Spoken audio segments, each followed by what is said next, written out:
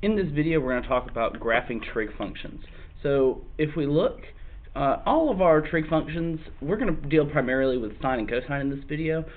It can be written in this form: a times the sine of b theta minus c plus d, where a is the amplitude. The b coefficient is going to help us find the period of our function. C is the phase shift, and d is a vertical shift. And so just to review, sine starts at 0, and if I were to go around my unit circle, when I start at 0, sine is at 0. When I go to pi over 2, sine is at 1. When I go to pi, sine is 0, 3 pi over 2, negative 1, 2 pi, 0, and I would continue to go. So this here, one cycle around the unit circle for this sine function, is called one period of the graph of the function. And so with cosine, I can write in the same format. If on the unit circle I start at 0, that cosine function is 1. If I go over to pi over 2, it's 0. At pi, it's negative 1. 3 pi over 2, it's 0. And then at 2 pi, it is 1. And once again, this is one period, which is one cycle around the unit circle. So let's look and see what amplitude, phase shift, let's see what all these coefficients actually do. So what you're seeing here is the graph of a sine function with different coefficients that I can change. So if I change my A, or my amplitude, notice that is a vertical stretch or shrink. Alright, if I go positive, I'm stretching. If I go negative, I've reflected over the x-axis, and so you can think of it as being flipped. If I change that B coefficient, it is a horizontal stretch or shrink, and that changes my period. C, which is a phase shift, moves the function left or right,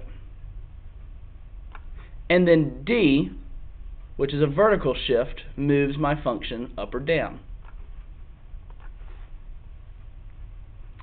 It's important to note that the amplitude is the absolute value of A, so if A were to be negative, we would say the amplitude is a positive value. That negative has to do with the orientation, whether it's up or down. Amplitude helps determine our max and mins. The period, so that stretch or shrink horizontally, is 2 pi over b, and so we'll look at what a period change looks like when we're graphing. Phase shift, left, right, vertical shift, up, down. So let's look at some examples.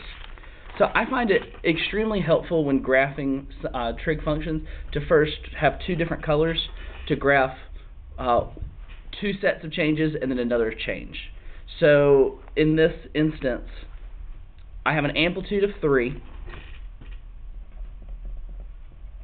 I have a period of 2 pi over that b coefficient, so 2, which if you notice, 2 pi over 2 simplifies to pi.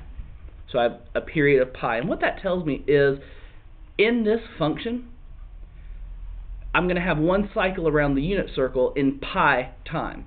So whereas in radian, an entire cycle in the unit circle is 2 pi, now it's going to be an entire cycle is pi, and so I'm going to have to shrink it so that it fits pi. So the way I do that is I count 4 tick marks out because we really want 4 to 5 characteristic points for this graph, and 4 tick marks out, I say what the period is, so pi. And then I start to scale my graph, and so halfway between pi and 0 would be pi over 2, a fourth would be pi over 4, and then a third would be 3 pi over 4. So with sine, we also know I start at 0. So once again, by scaling this, that deals with our period. Sine starts at 0. Now notice my amplitude is 3, so instead of going up to 1, I'm actually going to stretch out to 3. And then back down to 0, down to negative 3, and then back up to 0. And so this change here shows the amplitude change and the period change. Well, now let's deal with our phase shift, which in this case is going to be moved right pi over 2, and then our vertical shift, which in this case is going to be up 4. So I take a different color for this, and I'm going to move each of my characteristic points to the right pi over 2 and up 4. So to the right pi over 2, up 4, which in this case will go off the chart, but that won't happen for you when you're given graph paper. So I'm going to leave it at this, and in class we can practice period shifts or phase shifts and vertical shifts. So then if we look at this example with cosine, notice how this theta has a 2 out in front of it. Alright, so my amplitude for this example is 1. But then if I want to find the period, I have to first factor out this 2. So if I factor out a 2, that gives me a 1 theta. And then if I factor out a 2 from pi over 2, I would get a 4 in the denominator, because 1/2 divided by 2 would be 1/4. And so in this case, I could say 2 pi over 2, which would give me a period of 1 pi. And so then if I graph this, cosine starts at 1. And in this case, since there's no amplitude change, we would start at 1. I would go down to 0, down to -1, up to 0, up to 1. And then to deal with my phase shift is once again 4 tick marks out, write what that period is, so pi, and then scale the rest of the graph accordingly.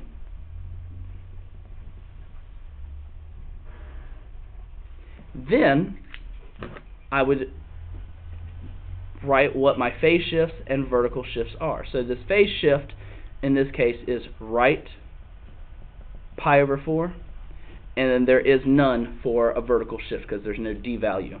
So if I move right pi over 4, I'm moving all of my characteristic points to the right by 1 tick mark, because 1 tick mark here is pi over 4.